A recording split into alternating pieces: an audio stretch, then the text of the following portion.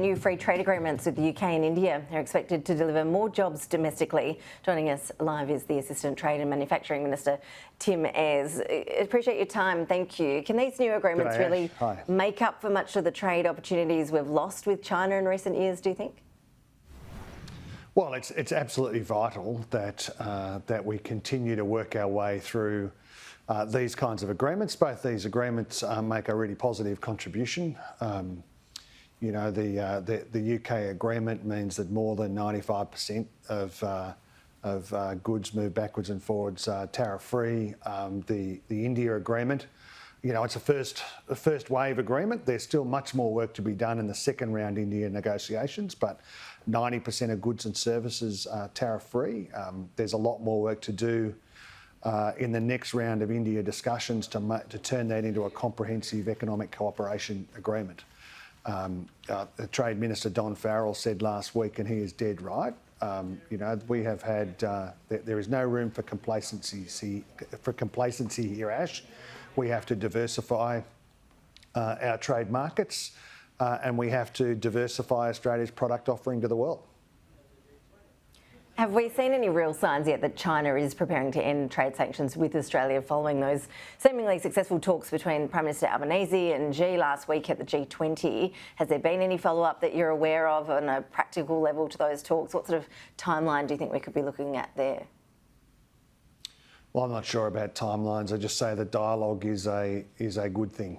It's a good thing that dialogue has resumed, and you know, We've said as a government from the outset that, you know, the government will take a calm and considered approach to these issues in the region and around the world, that will continue to advocate for Australia's national interest, and will do that in a consistent way.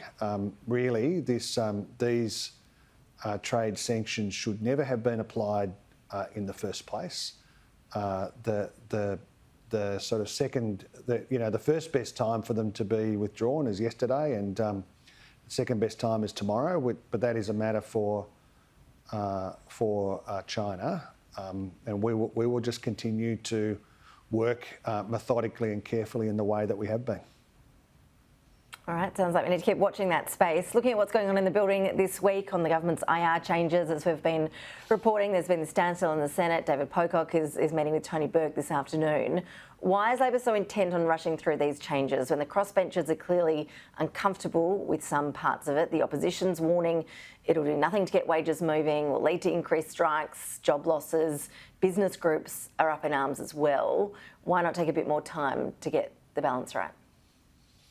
Well, let me take that question in two parts if I can, Ash. I mean, the Liberal Party on these questions have got no credibility. You know, they presided over a decade of wage stagnation, the longest in our history. The collective bargaining system, where we're supposed to be as a country getting on with the business of lifting wages and lifting productivity, just ossified and has fallen away, precipitously collapsed. We need to breathe life back into that system.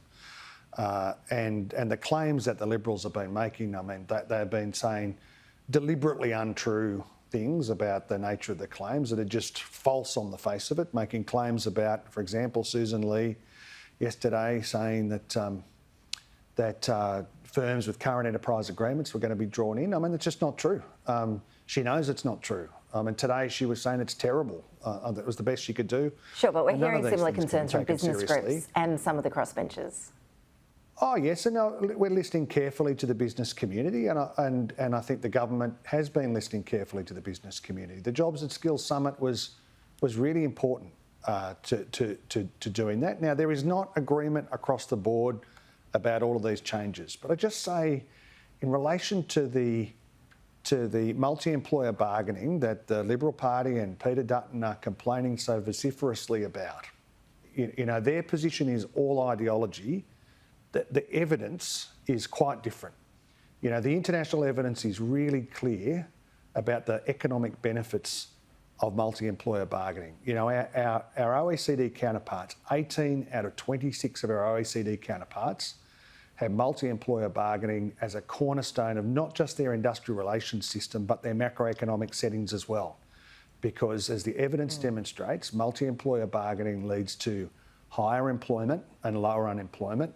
It leads to higher wages and higher productivity, and it delivers more cooperative workplaces. Like that's what we're shooting for here, is the economic dividend of fixing our collective bargaining system, giving workers access to the system, giving firms access to the system so that we can reap the productivity and wage growth dividends of that. That's what we need after a decade of low productivity growth, after a decade of low wage growth. We need a recovery in the industrial relations system, and that's what these moderate and sensible reforms will deliver. Well, we'll see if David Pocock can be convinced on those fronts this afternoon with his meeting with the Minister. Just finally, I want to ask you about a story that our reporter Trudy McIntosh was talking to us about a bit earlier this bulletin. There are plenty of residents in your home state of New South Wales feeling very uncomfortable about moves to repatriate ISIS brides and their children there.